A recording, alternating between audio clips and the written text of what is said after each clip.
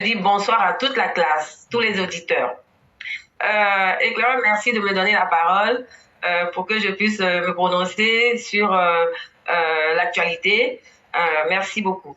Alors, je soutiens totalement Sundiata pour tout ce qu'il vient de dire.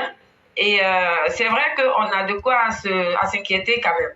Hein, parce que moi, j'ai vu une image de la sentinelle là qu'ils ont créée au profit de Gbagbo.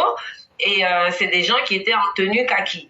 Alors, la question que je me suis posée, c'est de savoir pourquoi on autorise que ces gens-là arborent ce genre de tenue.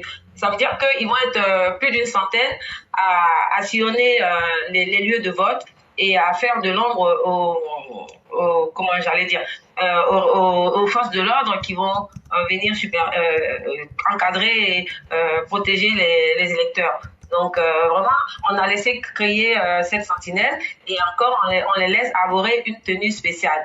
Donc vraiment, ça m'énerve en fait. Donc j'ai comme l'impression que ils gagnent en assurance et plus ça va, plus ils s'organisent. Ils avaient même je vois des talkie-walkie pour dire quoi, pour nous pressionner et pour dire qu'ils sont prêts et que vraiment il n'y a rien qui pourrait les empêcher de mener leurs actions. Voilà ce que je voulais dire. Et sinon, je ne sais pas si vous avez quelque chose à apporter par rapport à ce que je viens de dire, Clara, avant que je ne continue sur notre point. Effectivement, j'allais dire comme ça que, chère mère, voyez-vous, ça se passe devant le gouvernement dans le monde réel. Ils ne disent rien. Le ministère de l'Intérieur qui voit une force parallèle en train de naître, une force paramilitaire en train de naître, une milice en train de naître, ils ne disent rien. Mais lorsque maintenant, on sera face aux événements, ils vont, non, non, non, calmez-vous, on va vous protéger. Mais moi, je ne peux pas prendre ma vie sur le risque de croire en quelqu'un. C'est pourquoi moi aussi, je dis aux populations, armez-vous avec ce que vous avez.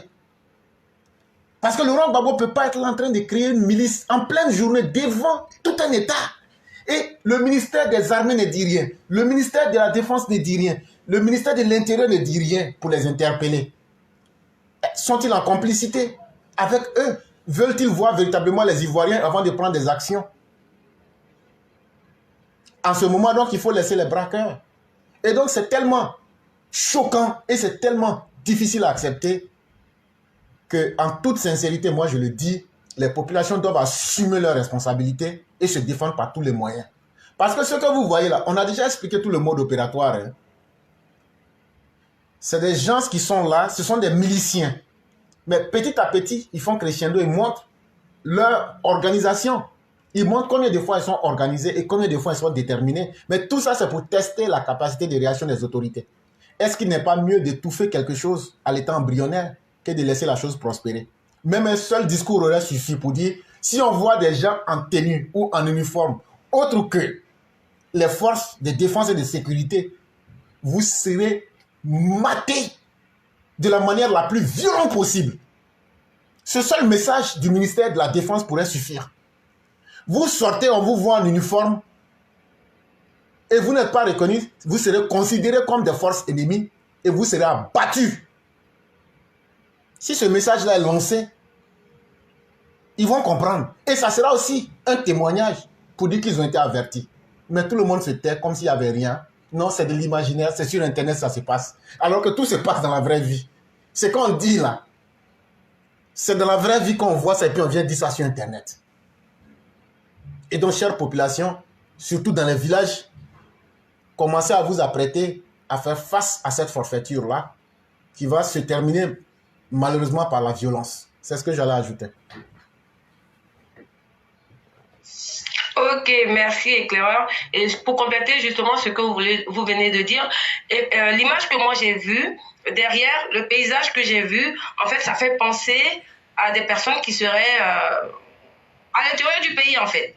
Voilà, je pense, parce qu'il y avait, vous avez dû voir l'image aussi, un champ de bananiers, je crois. Donc c'est pour dire que quoi, ils commencent dans les campagnes et après ils vont arriver à Abidjan. Mais en tout cas, comme vous l'avez dit, ça serait bien que nos autorités prennent vraiment le taureau par les cornes et qu'on essaie de les freiner avant que ce ne soit trop tard. Mais cher, voilà. C'est ce que Sundiata disait là, lorsqu'il parlait de Yopougon, de Dabo et autres.